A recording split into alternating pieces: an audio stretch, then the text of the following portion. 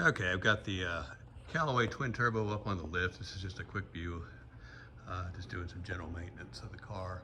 Underneath it, oil change, so just some minor stuff, nothing major, but so you can get to see what one of these looks like underneath. So this is a Callaway twin turbo starting from the front. So you'll see the bigger oil cooler these things have right here.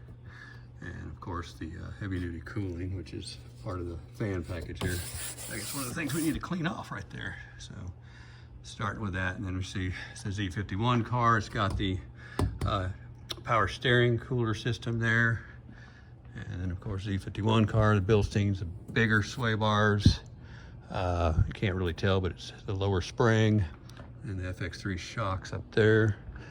And then, so now we get to the fun part. Let's see how we can do this here. So this is where all of the Callaway stuff comes into play. I can get this angle right here. So you can see the turbochargers up there now. And those are Rotomaster turbochargers. And they basically say Ray J on the wastegate. So, and there's your mechanical adjustments. So basically, you can screw those in, set screw here, Allen head in the middle, screw them in. And then you've got another one on the other side, right here, which is a little bit more accessible. And you can do the same thing here. So basically we set those mechanically that way. And that controls when the wastegate opens up. And the wastegate doesn't dump externally, it dumps into the exhaust on these cars. So you hear the waste dump into the exhaust, which is just the way they are. And then you got this, the way the oil works on the cars is very, very, very hard to deal with. Let me see, here's one of the oil lines here, this banjo fitting on that side, and the other one's here. So this is putting oil into the unit, this is taking oil out of the unit. And then it all goes back to here. This one goes into this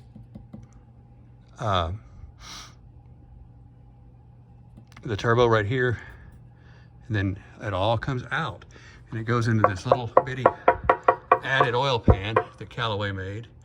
And that oil pan basically is a scavenge lower than the oil pan of the car, takes the oil, accumulates in here, and then up on the belt, I've shown it before, it's called the scavenging pump. And it basically is belt driven where the pulley tensioner is on your C4, and pumps that oil back into the engine, just into the, basically to the top of the oil pan. So that's how it works. So if that pump goes out or your belt goes out, this will fill up with oil. It'll go back into your turbochargers, and then you'll have to blow a bunch of smoke out the back just like crazy. So that's kind of a telltale sign of that failing, or that being an issue. So that's how the Callaway system works. Not only are these particular turbochargers water cooled, they're oil cooled also.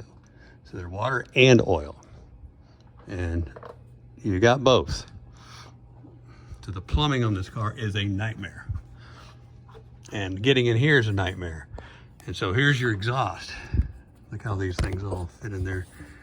Takes all sorts of special tools to get that off on this side. This side is not quite as bad. You can see those there. One of the things I'm gonna change is this on the car this time. Not that these C4s need it too much, but I run, you know, leaded fuel in it, so I tear these up pretty quick. Now, if you buy a Callaway stock, they have two catalytic converters right here. You can see this doesn't have them anymore. The stainless pipes are in here.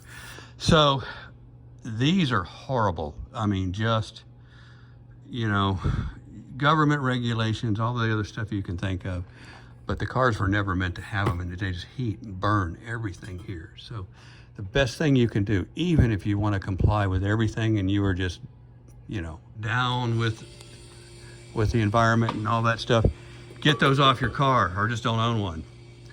You can leave the cat here if you really want to, and the car will still be a passable car. But get those precats off of these things because they are just destructive to the car. Then, so there's no, this is a bypass pipe here. So you can have the cat here. And back here is a custom built. So we're 2 into 1. A lot of people run duals on these cars. And oh, Matt, you can get more horsepower with duals. Of course, yeah, you can get a little bit more horsepower. But what you lose is the spool up of these turbos. Bringing these down into 1 allows these turbos to spool up a little faster. And that's one of the biggest problems with these. These are not modern turbos. They are not, you know, cutting edge technology turbos. They spool slow. And being a manual transmission car, there's no way to make them spool up faster except by dogging on it. And so you basically want to allow those to spool up as much as you can. Just taking these out right here helps a lot. I've noticed that. And then your cat here. So then this is all custom made. This is stuff we did here in Dallas. So it's got basically a double 3-inch pipe coming out, and these are ProFlow mufflers, double exit, with some nice tasteful tips on it that somewhat match the look. And so that's kind of that. And then this is your Dana 44, and this particular car here is a 331 gear, which is rare. It's rare to see a 331. It's the first year of the ZF 6-speed. And that really is 345 and 410 is better for revers. This is not a rever.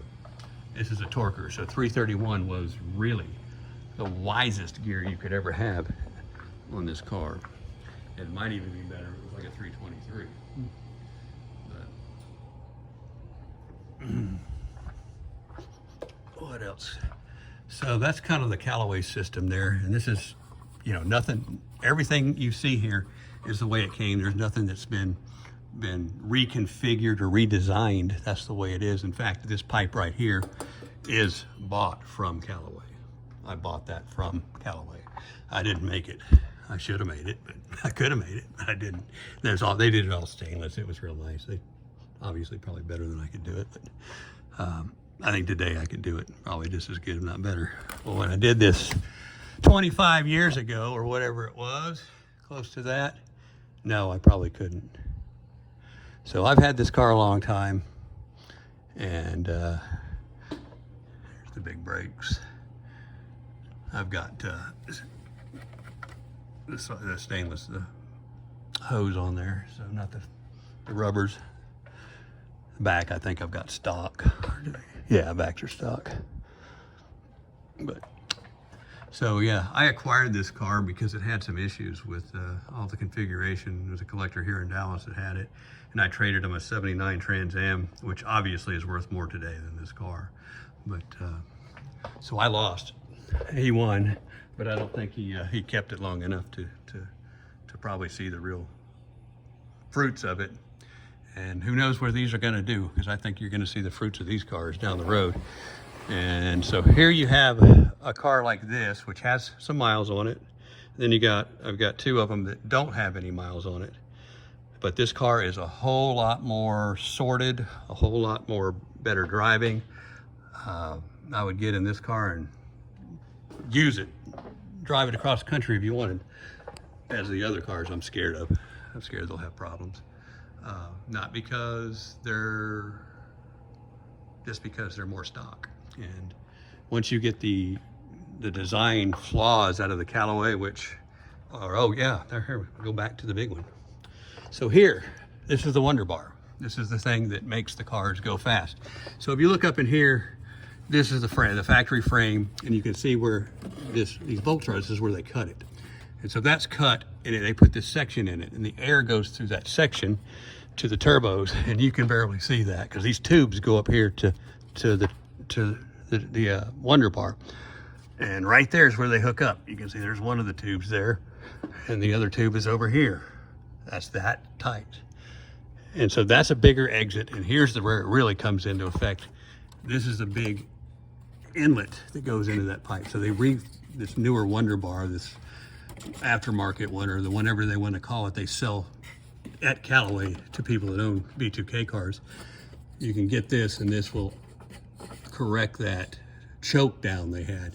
So if I showed you a stock one, I don't have a stock one in front of me. It's just, it's a quarter of the size of this.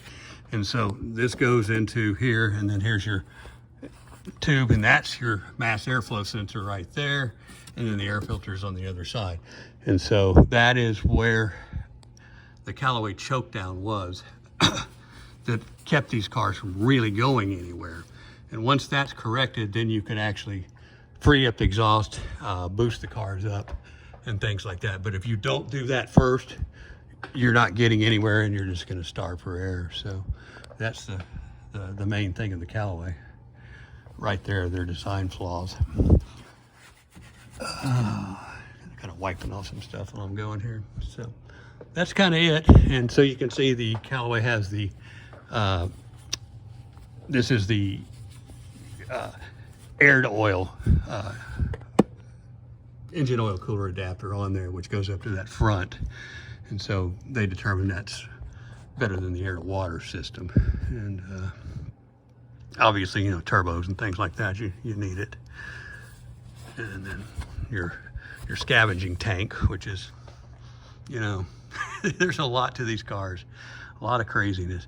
And there's the transmission. So think about having to pull all this off and pull that transmission out of there. Oh, I think I've had it out of here 4 times, maybe 5, trying to get the clutch right, because there's nothing that would hold this torque built for the ZF at the time except for this spec clutch now. And even it's, you know, it's for the average driver, they're gonna hate it. It's on off. So that's the main thing there. Ironically, the 4+3 transmission, which is a, you know, a Doug Nash, or basically a Super T10 transmission with an overdrive on it, has better selection of clutches that will hold the power over the ZF did. So it took me a lot to get that right. And that was the Achilles heel of making this car go fast, was you can't put the power to the clutch because the clutch would slip. And I'm talking in 4th gear, middle of the thing, you put off the clutch, give it power, just zzz, go to neutral. And so that's kind of what happened. So far the transmission's held up, but I've never drag launched this car. If I try and do that, it would just probably snap something. You go cheater tire this thing or whatever, it's gonna snap something. It's not gonna work for you. Not a dragster. But on the highway from a roll, and these cars are powerful. They're a force to be reckoned with. And so just, you know, I'll make some videos later, maybe we can play around, but you take a car like this, which is a good running ZR1, here, this car, you know, it's got the exhaust, the Doug Rippey chip, 410 gears in it, you know, 12.8, 116 mile an hour car. Drag racing, this car is going to be faster because it's going to be more consistent and easier to drive. But you get up to a 60 roll against that thing, it's not even a competition. It's just, you'll leave that ZR1 so hard with this Callaway. It's not funny. You will leave this 700 horsepower big block, 2,800 pound car so far from a 60 roll. It's not funny. But from a drag race, no competition. That's got sticky tires on it. It's a road race car. It will power wheelie in 2nd gear. This car here will blow it away from a roll. Hard. That's why you got 250 whatever mile an hour sledgehammer that did all that. Of course, they had a, you know, bigger intercooler on the front of it, and a little bit different, you know, intake. But the intake we've got going here is not a slouch to compare it to either. It's pretty substantial with the big port runners and the big base and all that stuff. So this is a little bit more torquey. There were sledgehammers a little bit more horsepower-y. So that's kind of that. So you get to see the bottom of a Callaway. We'll do more here. So tomorrow I'm gonna have my guy come in and do a little cleaning on the bottom of it, clean up some of that heat shield that's in there. And what else? I'll change the oil, and of course, you know, I'm not a big oil changer in cars. I used to be, but learned that oil's 30 million years old already, so it's not gonna hurt sitting in the car too long. And we run the Mobile 1550 in this, and it's probably been in there 10 years. I'll change it probably now since we're piddling around with it. I think you can see more of the front up there.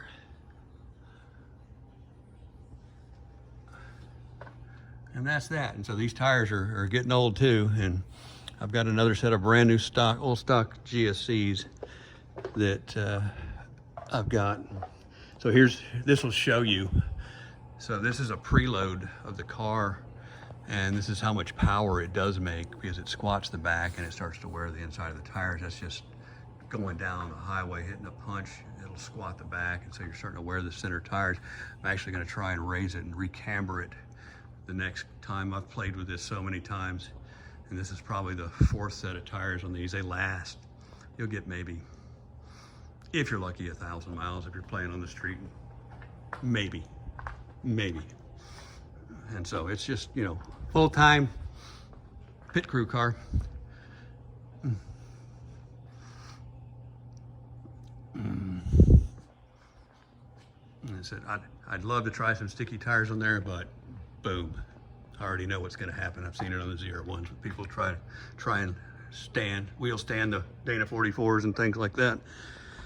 They snap the front windshields out of the car and bust the differentials. Not a dragster. That's more of a dragster. Whole lot more solid car. This is more of a speedster. Anyway, so if you've never seen the bottom of a Callaway, that's it. And this is the bottom of a fast Callaway that is a stock configuration. So if you see one that somebody throws up there that was, well, I'll throw one up there later that's right off the showroom floor with just a couple miles on it, it looks basically the same, other than the fact it's got pre-cats in here and a center cat there. But all the ones that I have that are low miles have this on it. I got those pre-cats out of there. I did not want to destroy the car, and I've just seen so many of these that get destroyed from the heat. You don't want those in there. So if you own one, get rid of them immediately. That's the death of your car is right there. And I think if you go back in the old Road and Track magazines, they had a fire on one of these because one of those caught fire underneath the car, burned it to the ground. So that's the reason.